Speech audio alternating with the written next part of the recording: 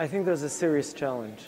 And I think, I'm not even sure that we started the journey, to be honest. You know, I look at the panel of MKs this morning, and Marsha referred to the really inspiring remarks by Nabila. And I look at the reactions from the other members of Knesset, which represent the progressive side, right? There's nobody from Likud or from any other the right-wing parties. So what happened? We had one MK telling the list, the joint list, that they should have supported Herzog all along.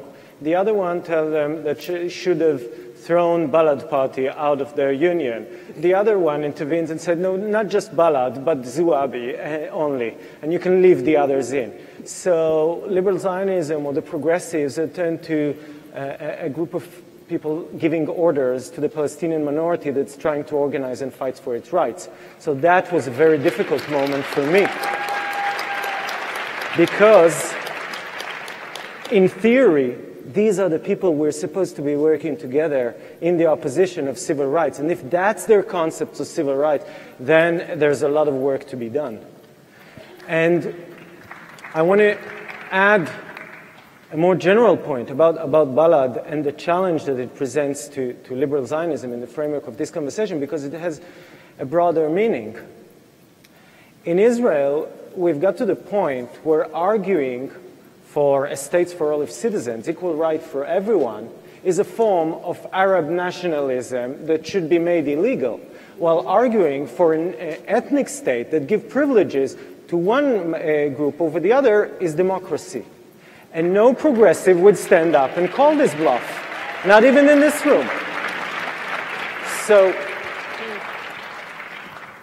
and from the American side, I think there's still a tendency to view the conflict only on diplomatic terms and not on the human rights issues. As much as we say that we come from the human rights issue, you know, I look at the Israel I lived in, I'm 40, and I only know one Israel, and that's from the river to the sea, and in which they live Palestinians and Jews, roughly the same size of populations.